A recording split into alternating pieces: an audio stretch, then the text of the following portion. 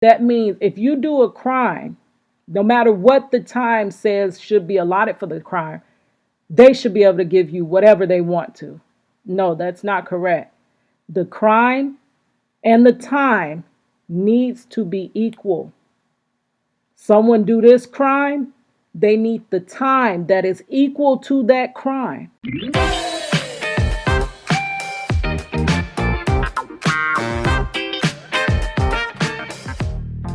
What it is, it's your girl Cadillac, ready to take a ride with your girl, right? I know it. Anyway, so I am back today. This is a new year still. You know, we passed the little New Year's phase, but it's still the beginning of the year.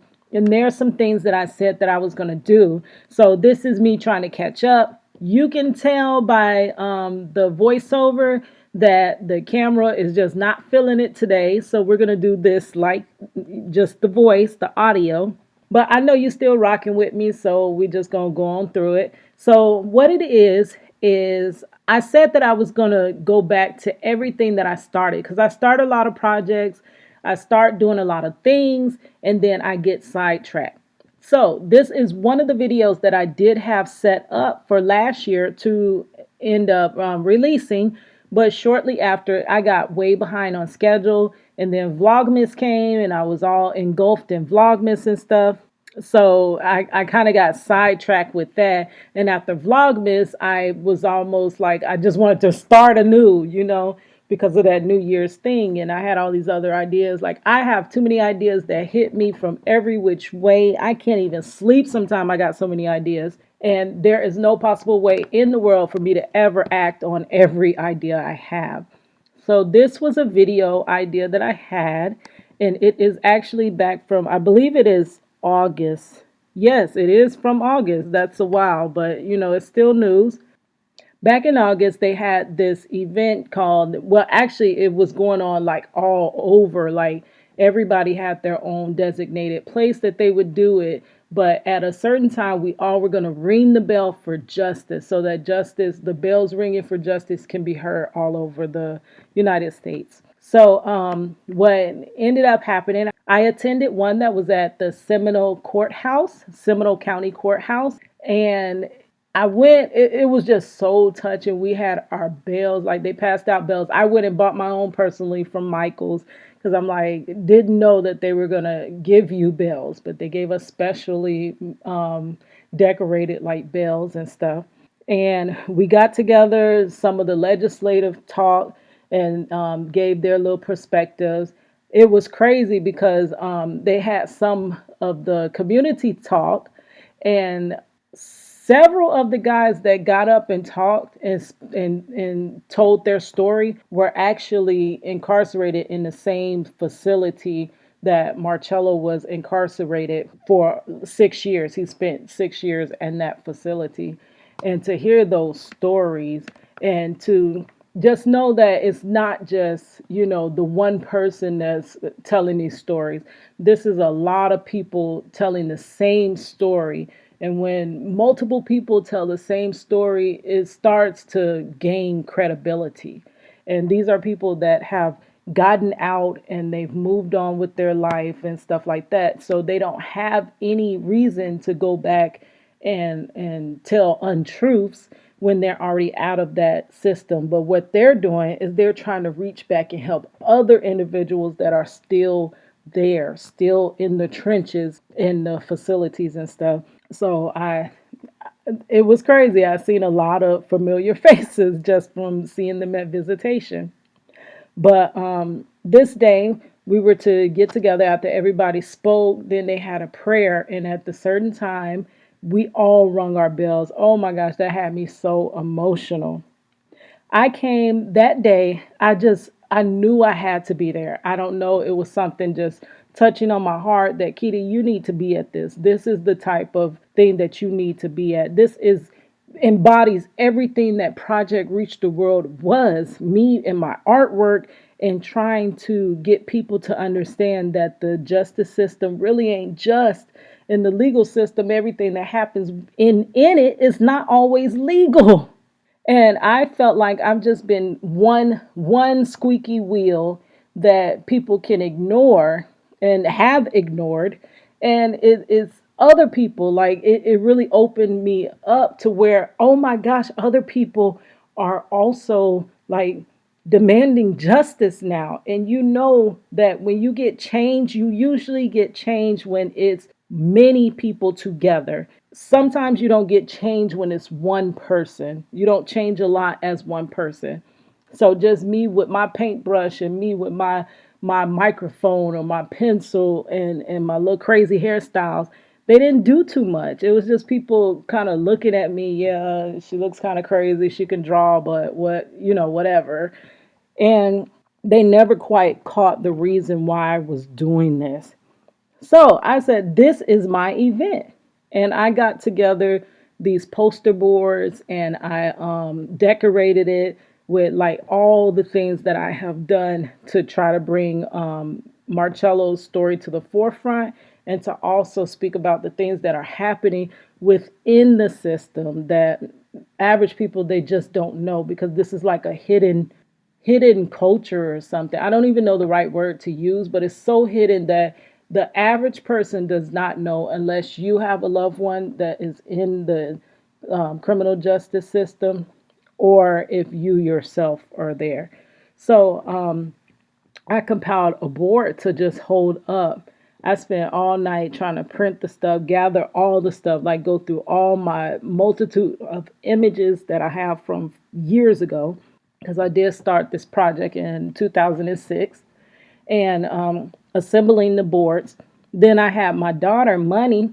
She couldn't be there that day because she did have to work. She tried to get off, but she couldn't.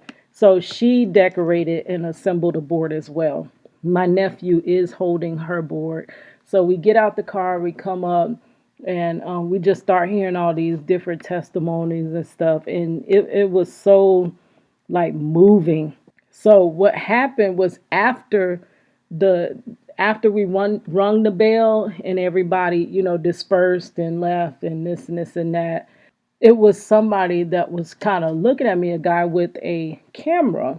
And he was like, "Can I take a picture of your board?" And I'm like, "Yes, please take a picture of my board. Yes." Like, I do this because I want attention. Like, if you haven't noticed, I want attention. So, yes, please take a picture of my board. That's not exactly how I told him that, but that's how I feel. Of course, like, why would I do all of this and I don't want attention? I'm trying to bring attention to a specific, thing that is going on. So, as he looks at this board, what catches his attention is because on the board, I do show several pictures of my daughter where she was very little. I had been trying to find her first visitation picture. I can't find it because it was so long ago. It was on one of those Polaroids. But I found one that was really like when she was still little and her legs were just kind of hanging, dangling as you hold her up in your arm and stuff. And there's another visitation picture where she is standing alongside him, and she is just as tall as he is, just about. And as he looked at my board, he's like, "This and this is the same person? That's the same little girl?" And I said, "Yeah, yeah, she's been visiting her father for this long. It's been about 19 years now. She grew up visiting her father in prison. That's how they were able to maintain a relationship. If she didn't go to visitation, needless to say, she wouldn't know her father, because when he went to jail when she was 2 months old. I was able to scrape up and get a bond. That was a miracle. I need to tell that story in another story time. But I was able to get him out on bond. But then when he went to court, she was 9 months. And of course, he lost trial and everything. So he left when she was 9 months. So there would be no way that she would be able to know him if it wasn't through the visitations. So he was like, "Oh my gosh." And it just puts in perspective of how long this has been. This has been a long time. Like when I tell you that it's been since 2002, it doesn't really register in your mind that, oh my gosh, this girl been by his side fighting, and this girl has been visiting her father since 2002. It doesn't register like that. But when you see those pictures side by side, and you see this little baby, and then you see her all grown up, you're like, oh my gosh. So the second question everybody asks me, for him to get so much time, what did he do? They're implying he had to have, we're gonna say outed somebody, or he had to have mangled somebody up really bad, or did something like extremely like ridiculous to get that much time. And I was like, yeah, and he's still not really due to get out into another 20 something years. And they're like, oh my God. So what did he get? Why does he have so much time? That's the question. That's the next question I'm asked. So I go into explaining he has a 40-year sentence. It was one act, but in Florida, as you know, when there is one act, which basically was I've said it before. I don't know if I could keep saying it on YouTube, but it starts with RO and then ends with a by. So you know what it is. But in the course of it, they find other things that were happening and they charge you on that. So they try to pull out, well, we could charge him for this, we could charge him for that, we could get him on this for this aspect happening. So all in all, he has 6 charges. But the fortunate part was the judge ran the charges concurrently. So he's serving on all 6 charges at the same time. He was supposed to have 4 of the charges were supposed to have 40 years, and 2 of the charges were supposed to have 30 years because the actual I almost said it. I don't want to keep saying it. But the actual crime, they said that they could not give it to him. The judge said he can't give it to him because the money that the people said was taken from them, Marchello was never found with that amount of money. And the judge said, wait, hold on, we can't charge him with rob when the money don't even add up. He doesn't even have the money that they say that he had. And the state went on to say, well, he did try to, he tried. So they picked it up as attempted rob, So those carry the 30 years, which if that was the whole initial point of the case, I don't understand how the rest of the case stood without that. I don't know. It was just so much just wrong with the case. So, but even that, they don't give that much time for that. Not like that. And back then, Florida had this 1020 life law where if you had actually, let me not even say that too. If you had a, weapon that starts with a G, if you had that and you committed a crime, it is several lists of crimes too. That if you committed a crime and you had a G with you, then if you just had it on you, it's 10 years. If you pulled it or brandished it, showed it, anything, then there's 20 years. And if it was shot, fired, if anybody got hurt, somebody got shot, killed, it's life. So that's the 10-20 life. Now, in all accounts of the witnesses and stuff that had all this shady back and forth, they actually called the police to be witnesses. They had several different stories, but in everybody's account, the G that they claim he had, quote unquote, said that he had, but they never recovered, do not have in their possession now. That what the heck was I talking about? Oh, the G that they say that he had, they all said it was never fired, never shot, nobody was shot, injured, hurt, or anything. So they allegedly say it was just pulled. So if you're going by the sentencing guidelines, he should not have surpassed 20 years, which the judge turned around and said that, yeah, I want to give him life, but just so He has a second shot at his life. I'll only give him 40 years. So that's how he got that 40 years. I guess I have to be grateful that he didn't get life, because talking to a lot of people in Florida, I see how like they were so gung ho with giving people life on everything. And now we do have these bills that are out. It's called a second look, which is really good, because these cases that they were trying so fast, and they were just trying to get them out the courthouse and hurry up and convict them, like these, under this bill, the person could petition to have a second look at their case, and all these crazy things and these inconsistencies can be looked at, because that's the problem. When they close your case and send you off, you're pretty much done. If you don't get that appeal, which most majority people don't get the appeal, and they don't, the habeas corpus, clearly Marcello's lawyer worked against him, and that should have worked, but it didn't work. They just deny everything that you try to do to alleviate yourself. So you're pretty much screwed. You're put away and you're screwed. And they know that. That's why they do it. That's why they do it. But they know you don't really have a fighting shot. But under these new bills that we're trying to get passed, the second look, anybody between the age of 18 to, I believe it's 25, they're saying these guys could have been rehabilitated. There was no need to give them all like life like that, or extended long periods of time. Like they could have done other things. And actually in Marcello's case, an advocate did come forward. They was like, this doesn't make no sense. This boy does not have, which he was a boy, he was 19, but I guess you're still grown, but he still, I guess, had the same boy mentality.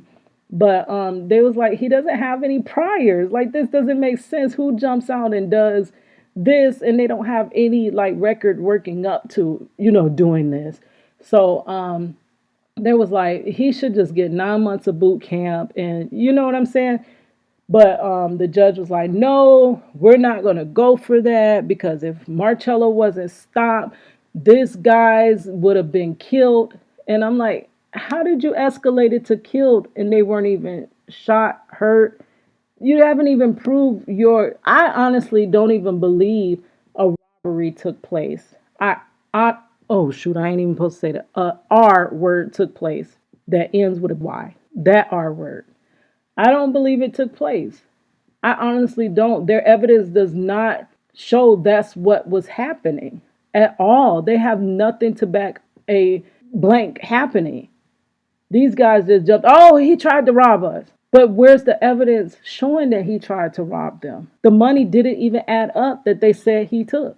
And you don't, oh, it's just too much. I don't want to go there. But anyway, I'm trying to show you, after talking to this guy, he was like, oh my gosh. I said, yes, please take a picture of my board. Please.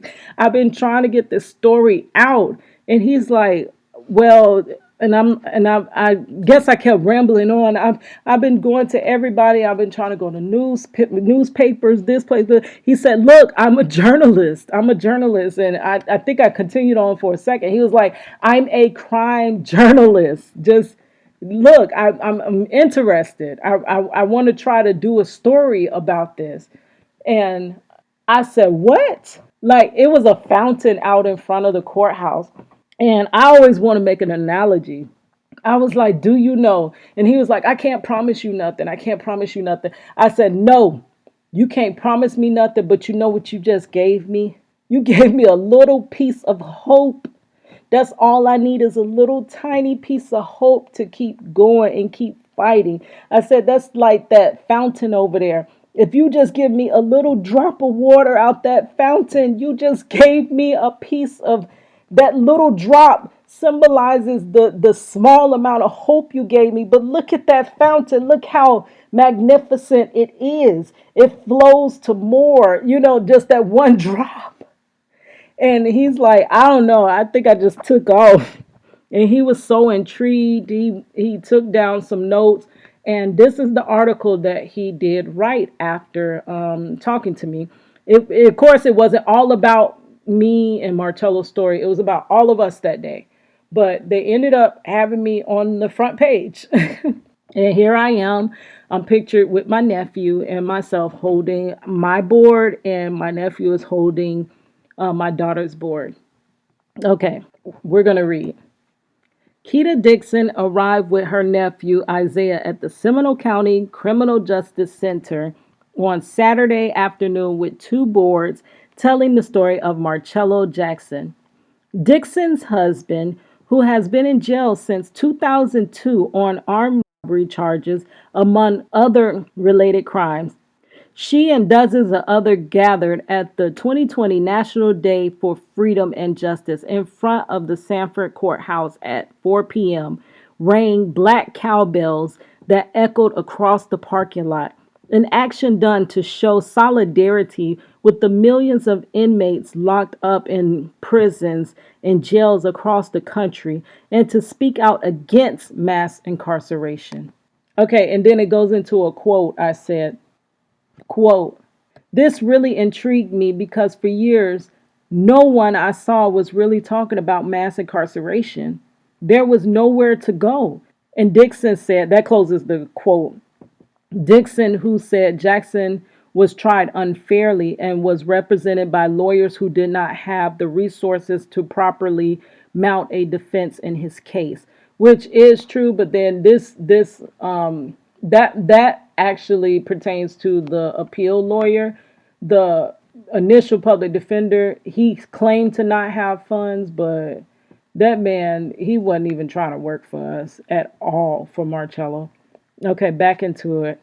Former inmates joined activists and state politicians as speakers at the event, telling stories of their struggle while inside the years following their release. One speaker, Nathaniel Gillison, spoke of trying to find a job after serving more than 7 years for robbery, now a warehouse worker at SYGMA network facility. Gillison said he has had about 50 rejection emails from potential employers for jobs, while he credits his eventual success in finding work to a strong network of family and friends willing to support him after his release.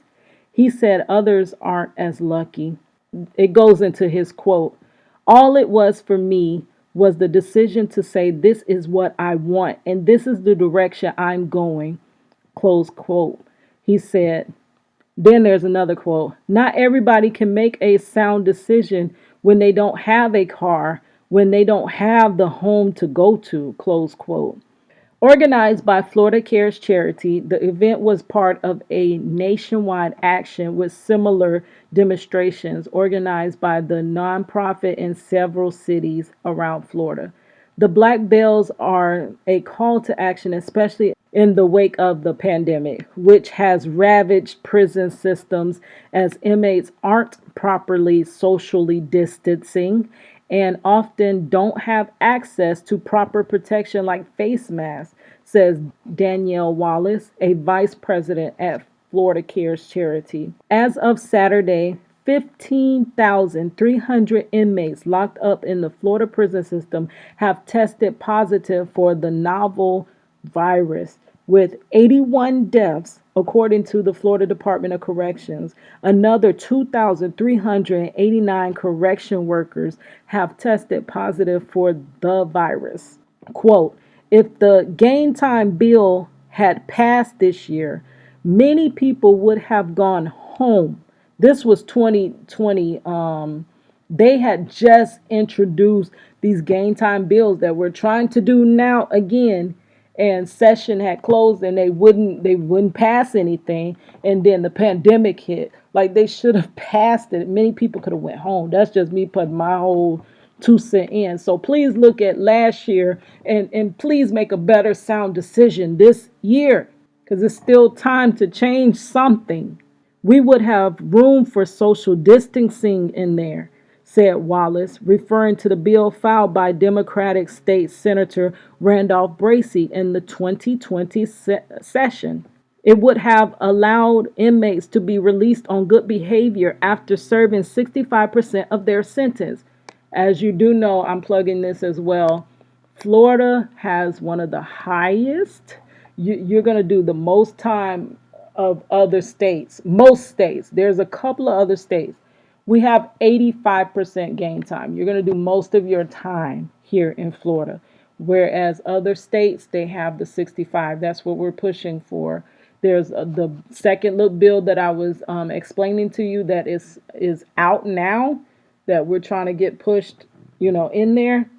And there's also the one that is like that just mentioned, the 65% game time. Like, why do we have to be so different? Like, we don't have any program. We don't have family programs. You're locking these people up for this long amount of time. And it's like you don't have anything to let them keep their ties with their family, to strengthen their family. I'm on hold for everything. Like, you think I didn't want more kids? We don't have family visits. Like, where I'm gonna get the kid from? Like, I need a donor or something. Like, for real. Like, those are things I'm thinking about. I'm hitting 40. I would have liked to moved on, had another family, and had my family and stuff like that. Like, I didn't want to stay on pause like forever like this. I look at my little sisters, they so far progressed past me. I'm the single one. Like, they have their thing going on, and several kids and this and that, and I'm still on pause, on hold, waiting to one day hopefully have this family. Like, that's crazy. But I'm sorry, I keep interjecting. Let me just finish this out. It's almost over. Okay, the bill died in committee, but prison reform advocates continue to fight for its reconsideration along with other bills on their wish list long before the next legislative session that begins in 2021, which is now.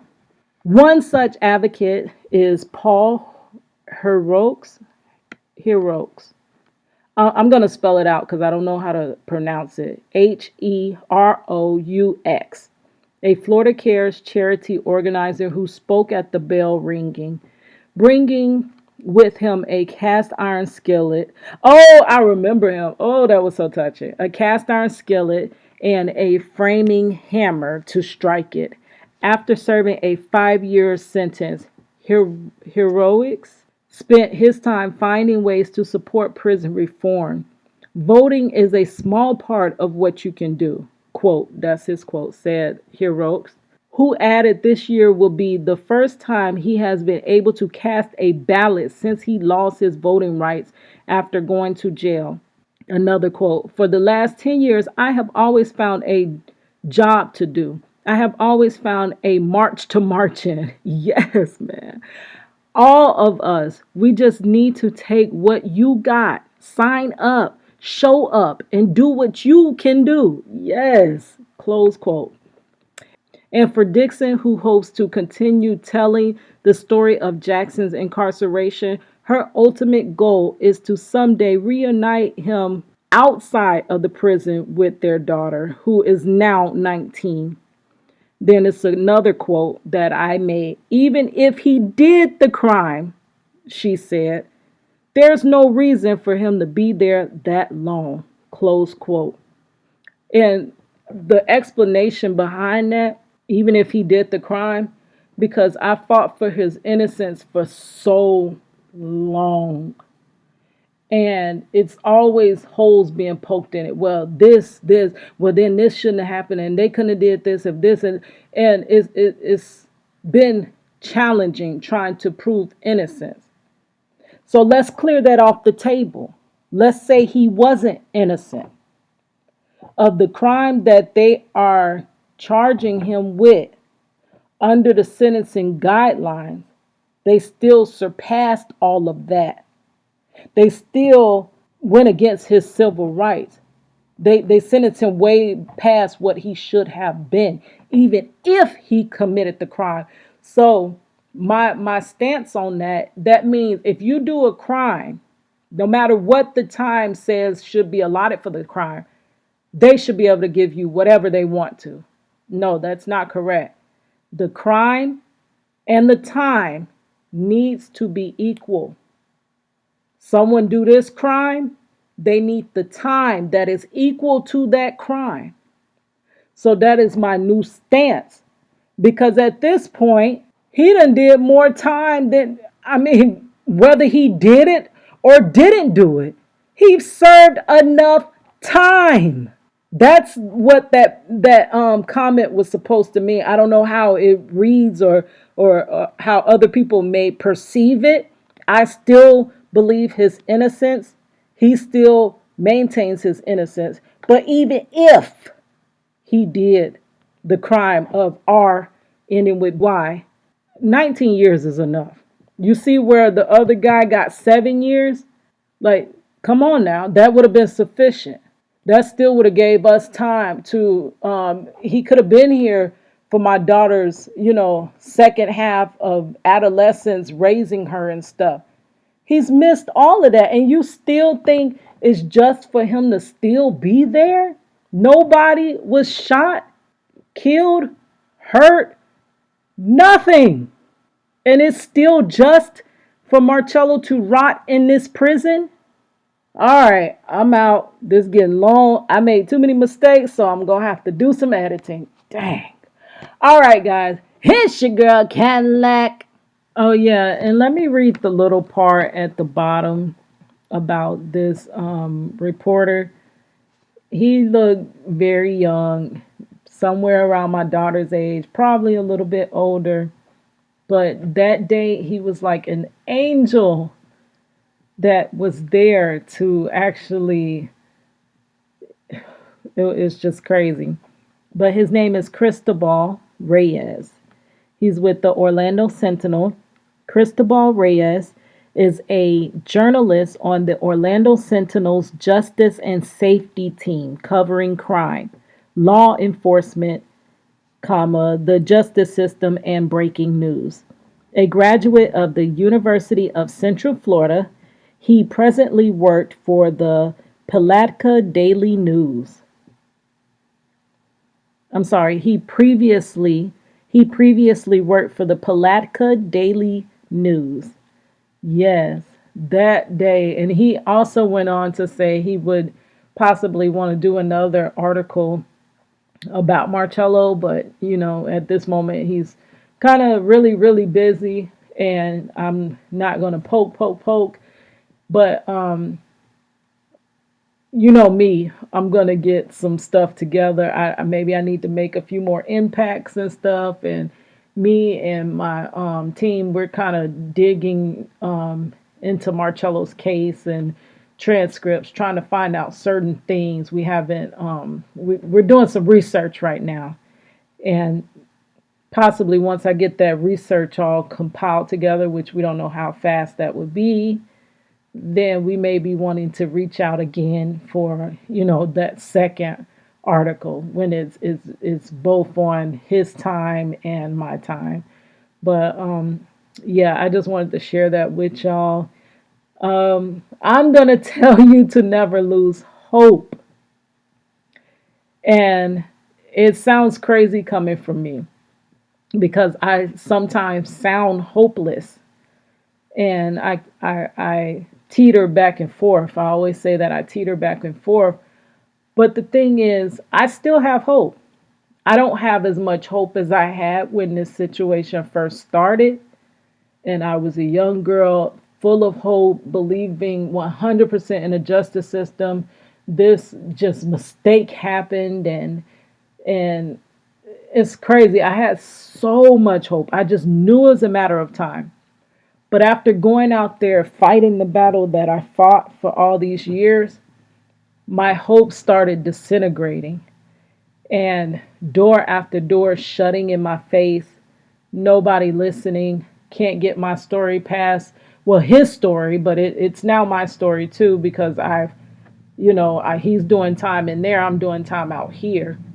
So I couldn't get nobody to listen to it, or if it does, it's that person doesn't have the resources to be able to help. They're just a listening ear, which that is a lot of help. If you don't believe it, just listening to me rant sometime. Thank you. If you have listened to any of my rants, thank you, because that's all I needed at the time was a listening ear that was not judgmental. That, yes, so that is a help, but it doesn't help with, possibly getting him home. So it starts to feel like there's no hope. Like he's just gonna have to do this time. Now the problem with that is I'm gonna be up in my 50s. He gonna be up in his 50s. We don't my From the track record, I'm not saying I'm speaking that for myself, but my grandmother, she passed at age 59. My mother passed at 53. And now I'm looking at myself like, Keita, when you 50, so is you gonna have any time left with Marchello? Like so those things play in your mind. You don't always want to speak them out because when you speak them out, they sound crazy. But I mean, they do play in my mind. Like, come on now. I want time, livable time with him. Like livable time with Marchello. Because we wanted so bad to be a family. We were a family, but we were just pulled apart. And we probably could have done 10 years, 7 years, and stuff like that. But this whole 40 years, that's a lot of time. That's a lot. Do you know how much changes in 40 years? A lot. That's a long time. That's really a lifetime. That's a lifetime. 40 years is a lifetime. So I have less hope, and my hope is depleting. But for some reason, I hang on to this, like how I talked about that drop of water.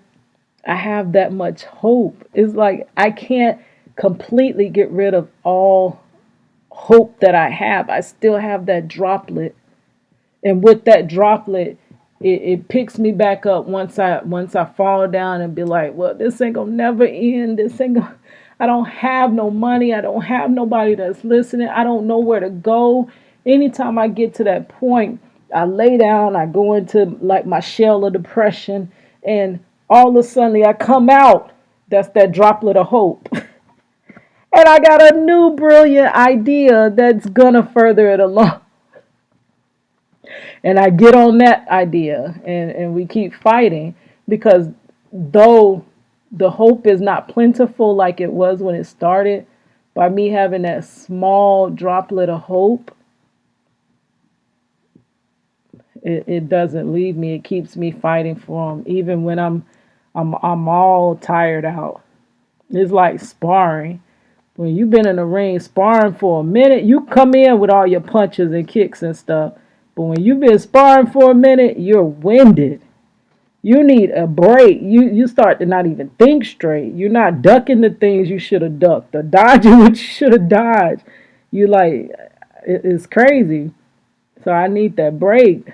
I need the break in this to happen where it can start rolling the ball towards him coming home, or if it's finalized, if it can ever get finalized in my mind that, hey, Keita, he doing this time, sit down somewhere, then I probably could if it was final. But by there being that spark of hope, I don't know how to not act on it. But thanks for listening to my rants. Thank you, thank you, thank you. Oh, before I close this out, I have got to give a shout out. Yes, I have got to give a shout out to Unique Queen. Oh my gosh, yesterday was not the best of days for me. Like, I was going through a thing. It's something totally different. It's with my job, and it's so much going on. So I had, for me, I don't know how to let things be, that's going on not affect me. I try my best to try to put it out my mind and stuff, but it still affects me internally. I don't speak to a lot of people. I don't talk to a lot of people. I don't have friends. I'm a loner pretty much. So when something bothers me, it's pretty much me going over it back and forth in my own head. And even like reaching out to family, I feel like they've heard my stories, my cries for so many times. And to me, it feels like in their mind, they're probably like, yeah, Keita never has it together. Like, that's just Keita complaining again. And like, and for me not to feel like I'm complaining and aggravating people, I just keep it all inside, bottled up inside, and it festers and ferments and turns into this nasty emotion. And that's how I was feeling yesterday. And it was so crazy. Went to YouTube just to see what everybody, because I'm not just on there as a creative. I actually love watching other people's videos, and I support other people. And I have that track record from when I was doing music, like when we would pass out our demos. I didn't just say, here's my demo, listen to my demo, listen. No, I listened to every single demo that was handed to me because I knew they were an artist and they wanted their music heard just as much as I wanted mine heard. So I always listened to others. I always supported others. If there was anybody, they would come up in the parking lot and want to sell me their demo for $5. I'll give you $5. You out here hustling. You are actually spending your time like you believe in yourself. Like I always support others. But sometimes it just doesn't feel like I get a lot of support back. And when she gave me a shout out, like I'm watching her video, she's always inspirational and it brings me up. It does, because I need to hear inspiration. That's why I love listening to Joel Osteen too, all day, every day. But yeah, she is very inspirational. You got to check her out. It will be linked in the description box, her channel. And I was watching her video and all of a sudden she gives me the shout out. That's crazy. I'm like, what? That was totally unexpected. She's like, yeah, you gotta check out your girl Cadillac. She's a artist, a mother. Thank you so much. Thank you for your support. And there's others that are supporting me. Thank y'all so much because y'all actually make this worth my time to even make these videos. Because sometimes I think that I'm making it for no reason. It starts to feel like that. Like I'm just wasting time that I really don't even have. All right, guys. I'm finally back out. Here's your girl Cadillac. It's your girl Cadillac.